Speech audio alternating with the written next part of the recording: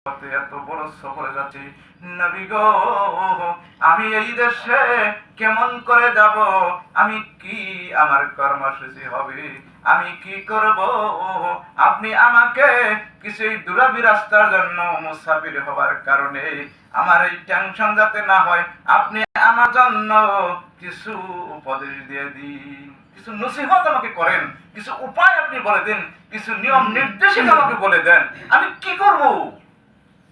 ভিন দেশে অপরিচিত জায়গায়, যেখানে চিন পরিচয় নাই, কোনোদিন চাই নাই, এমন একটা জায়গায়, এমন একটা দেশে যাচ্ছি, হে রাসূল আপনি আমাকে উপদেশ দিন, কিছু নসিহত করুন, কিছু দিক নির্দেশনা আমাকে দেন, কিছু উপদেশ দেন, কিছু ইনফরমেশন দেন। আল্লাহর নবী বলেন, আউসিনি আলাইকা বিত্তাকওয়াল্লাহ। আল্লাহর নবী বললেন, পরে মুআয রে, আমি তোমাকে উপদেশ দিলাম, এক নাম্বার নসিহত হলো তুমি তাকওয়া অর্জন করবা, তোমার তাকওয়াশীল হবা, তুমি মুত্তাকি হবা, এই উপদেশ আমি তোমাকে দিলাম।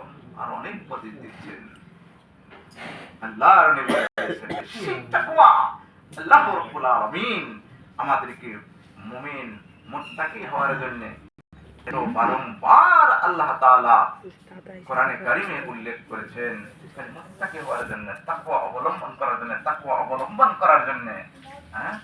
হাদিসেও আল্লাহ রাসূল তাকওয়া অর্জন করার কথাই বলছেন। তাই আসুন আল্লাহ রাব্বুল আলামিন আমাদেরকে এই মহৎ একটা গুণ, যেটা কিয়ামতের ময়দানে ইয়াউমা নাহশুরুল মুত্তাকিনা ইলার রাহমানির ওয়াফদা।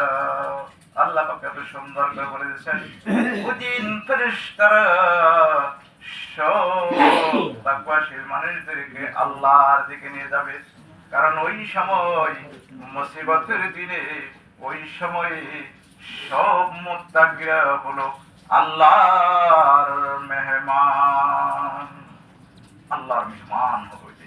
কাজেই কোনো চিন্তার কারণ নাই। কাজেই আমাদের অর্জন করতে হবে, অবলম্বন করতে হবে, আমাদের কামাই করতে হবে, আমাদের ব্রেক ইস্তেমাল করতে হবে, তবেই তো আমরা ওই দিন মেহমান হতে পারবো। কবরের জিন্দিকে হাসরের ময়দানে, ওই পরলৌকিক জীবনে যদি আমরা তাকওয়াকে ধরে রাখতে পারি। আল্লাহ আরেকটা কথা বলছেন, وَإِن تُؤْمِنُوا وَتَتَّقُوا فَلَكُمْ أَجْرٌ عَظِيمٌ। যদি তোমরা ঈমানের উপরে থাকো, যদি তোমরা তাকওয়ার উপর প্রতিষ্ঠিত থাকো, তাহলে আমি তোমাদের জন্য মহা পুরস্কার রেখে দিয়েছি। এখানে আল্লাহ ইন শর্ত লাগাইছেন, ইনের শর্ত, ইন যদি তোমরা ঈমানে থাকো, ঈমানের উপরে অবিচল, দৃঢ়, অটল, কায়েম, ইস্তেকামত যদি তোমরা থাকতে পারো, তাহলে ওয়াতাত্তাকু, এবং তাকওয়ার উপরে, মুত্তাকির উপরে, তাকওয়ার উপরে যদি তোমরা ইস্তেকামত, দৃঢ় যদি তোমরা থাকতে পারো, ফালাকুম আজরুন আযীম, তোমাদের জন্য বিরাট আজুরা, বিরাট পুরস্কার আমি আল্লাহ তোমাদের জন্য রেখে দিয়েছি। সুবহানাল্লাহ বিহামদিহি সুবহান। তাই আসুন আল্লাহ রাব্বুল আলামিন আমাদের বলেছেন, তাকওয়াশীল হলে পরে লাভ, দুনিয়াতেও লাভ, পরকালেও লাভ। কাজে আসুন আল্লাহ রাব্বুল আলামিন সেই তাকওয়াটা যদি আমরা ধরে রাখতে চাই, তাহলে তাকওয়াশীলের জন্য পাঁচ ওয়াক্ত সালাত যাতে না ছুটে, এই দিকে আমাদের খুব যত্নবান, যত্নশীল, কেয়ারফুল, সাবধান অবলম্বন করতে হবে, তাহলে সর্বনাশ। কারণ আল্লাহ তাআলা শর্ত দিয়েছেন, ওয়াইন তুমিনু ওয়া তাত্তাকু, যদি তোমরা ঈমানের উপরে থাকো, তাকওয়ার উপর যদি তোমরা অবিচল থাকো, তবে আল্লাহ তাআলা এত সুখবর তিনি দিয়েছেন, মেহমানদারি, তিনি মেহমানদারি করবেন। সুবহানাল্লাহ। আসুন আল্লাহ রাব্বুল আলামিন আমাদেরকে মুত্তাকি হওয়ার জন্য, তাকওয়ার উপর অবিচল থাকার জন্য আল্লাহ আমাদের তৌফিক দান করুন। সকলে আমিন। ওয়া ইন্নাহু কারিমুন ওয়া রাউফুর রাহিম।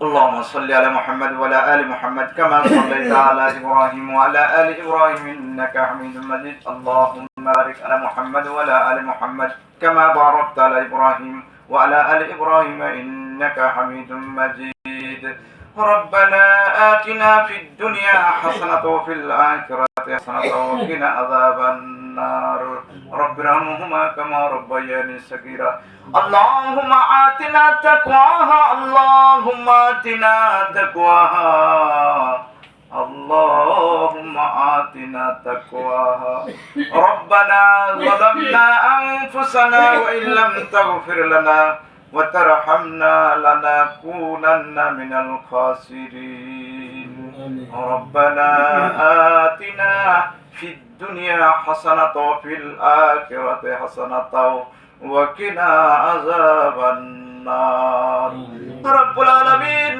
আজকে যত মুসল্লি এসেছে আল্লাহ তুমি আমাদের সকলকে সমস্ত পাপ থেকে আল্লাহ তুমি মুক্ত করে দাও আমাদেরকে নিষ্পাপ বানায় দাও আল্লাহ তোমাদেরকে তাকওয়া অর্জন করার তুমি তৌফিক দাও যত মুমিন মুসলমান কবরে শায়িত তাদের কবরকে জান্নাতের টুকরায় পরিণত করে দাও আমাদেরকে মা বোনদেরকে আল্লাহ পর্দা হিজাব রক্ষা করে আল্লাহ তুমি চলার তৌফিক দাও আমাদের পরিবারে শান্তি দাও আমাদের সমাজে শান্তি দাও আমাদের দেশে তুমি শান্তি দাও আল্লাহ তুমি সকলকে পরহেজগারিতা অবলম্বন করার তুমি তৌফিক দাও হালাল রুজি রোজগারের তৌফিক দাও হালাল রুজি রোজগারের তুমি তৌফিক দাও শয়তানের ওয়াসওয়াসা থেকে আল্লাহ তোমাদেরকে বাঁচাও আল্লাহ আমরা যেন পাঁচজাগানা নামাজ পড়তে পারি জামাতের সহিত এই তৌফিক আল্লাহ তুমি দে দাও যাদের মা বাবা অন্ধকার কবরের শায়িত তাদের কবরকে আল্লাহ তুমি জান্নাতের টুকরায় পরিণত করে দাও আমাদের যারা ঋণগ্রস্ত ঋণ পরিশোধ করার জন্য আল্লাহ তুমি তৌফিক দাও আমাদের মাঝে যারা অসুস্থ আছে আল্লাহ তুমি তাদেরকে শিফা দান করে দাও রব্বানা তাকাব্বাল মিন্না ইন্নাকা আনতাস সামিউল আলিম ওয়া তুব আলাইনা ইন্নাকা আনতাত তাওয়াবুর রহিম সুবহান রাব্বিকা রাব্বিল ইজ্জাতি আম্মা ইয়াসিফুন